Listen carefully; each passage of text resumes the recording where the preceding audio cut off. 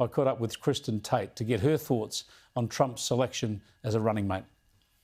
Look, you can learn everything you need to know about JD Vance by watching the left's reaction to his having been named as Trump's VP. There has just been a complete meltdown over this announcement, Chris. The Biden re-election effort put out an official statement saying Vance will bend over backwards to enable Trump. You're seeing the talking heads on CNN lose their minds. I saw Van Jones saying that actually, JD Vance is much more dangerous than Donald Trump. So they're having a complete meltdown, which tells you that Trump absolutely picked the correct candidate here.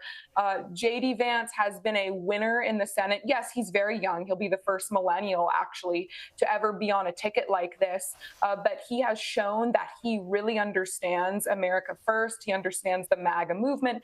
And like you, I've been following him for a while, and it's been interesting to watch him evolve. He was actually pretty anti-Trump back in 2016. He even wrote a really kind of blistering piece in The Atlantic at the time called "The Opioid of the Masses," denouncing Trump. And he's come a long way since then. He sure has. Really get it. He's an incredible, he's great on immigration. Yeah, he is this American success story. He grew up in a really working class environment and a great disadvantage, but he made good. He joined the Marines. He went to university. He got involved in business. He wrote this fantastic memoir, of course, in Hillbilly Elegy. And the point is, he's not much younger than Barack Obama was when he became president, and certainly he has as much experience, probably more experience, certainly in business than Barack Obama had. Barack Obama never ran a government before becoming president. And on that point, you mentioned that he was very critical of Trump Mark I, if you like. JD Vance was asked about that today, and I thought his response was very good. Let's have a look. I don't hide from that. I was certainly skeptical of Donald Trump in 2016, but President Trump was a great president, and he changed my mind. I think he changed the minds of a lot of Americans because, again, he delivered that peace and prosperity.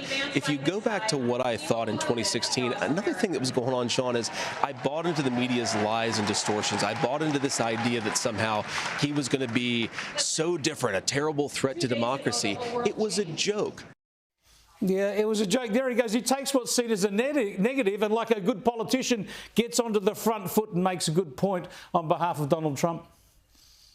It's actually really refreshing as well to hear someone in public office admit that they changed their minds on something, and that's okay. I mean, everybody changes their minds on all kinds of things, and he explains his reasons for changing his mind. Trump was in office and showed through his actions that he was a very successful president who had a good grasp on policies that lift America up. So JD Vance, like the rest of us, were able to see the impacts of those policies, and now he's fully on board, especially with immigration, Chris, which is so key. By choosing JD Vance, Trump is sending a message to the voters that immigration is going to be key. He says he wants to enact the largest deportation in American history with the illegal immigrants that have come in under Biden.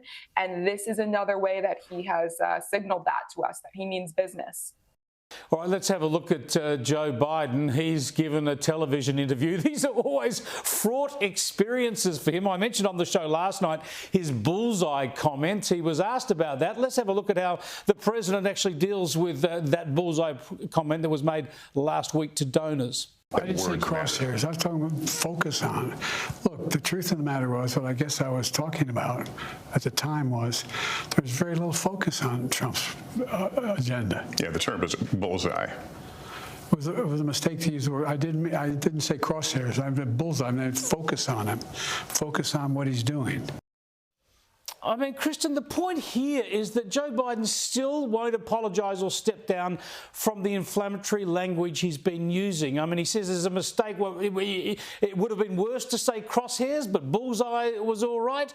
He's still saying that Donald Trump is a threat to democracy, which is a pretty weird way to look at an election. He doesn't get to be president without winning in a democratic contest. What's he going to do from here, Joe Biden, to pull back from some of his rhetoric? Well, he is in a pretty bad situation right now, Chris, and I don't know what he's going to do because there's nothing he can do that will make any sense. He's been telling his supporters for years now that Trump is this big threat to democracy and essentially Hitler. And all of a sudden now he's saying, oh, political violence is never okay. I wish him a speedy recovery. But you know, this answer he gave, like so many others, they're just a mess of bumbling. And the selection by Donald Trump of JD Vance, who's young, as you mentioned, just makes Joe Biden look even more like a feeble, bumbling, elderly oaf. It makes it even worse for Biden's ticket. That is why I keep coming back to this idea of replacing Joe Biden, which I think will be intensified now. Some people are saying, oh, they're going to do away with that effort. I don't think so. The effort might not be in public as much anymore. They might not talk about it loudly, but I still suspect, as I know you have for a long time, that he will not be the eventual nominee. Yeah, it just seems it seems there's no other option. I know there are barriers. I know that this is not easy. Maybe they renominate him at their convention and then replace him, because then they can have the Democratic National Convention just pick a ticket. But what we're seeing at the moment, Kristin, with all the focus on the Republican convention, it's as if the country's moved on. This is the show now, Donald Trump and JD Vance and what they're going to do. And Joe Biden's almost a subplot in the White House watching on. Yes, the Republican convention is not really a political event. It's a moment of unity for this country. You'll notice they keep coming back at the convention to this idea of unity following the horrific assassination attempt on Donald Trump. So you're right, it does seem as though the nation has moved on. But look, a few months in politics, as you well know, Chris, is an eternity. Anything could happen. The left despises Donald Trump with a seething hatred, and they will do whatever they can to make sure that he does not become president. So we have no idea what's going to happen between now and then. I don't think Republicans should get too comfortable thinking Trump has this all wrapped up. Exactly. In volatile times, expect more volatility. Thanks so much for joining us, Kristin. Appreciate it. Thank you very much, Chris.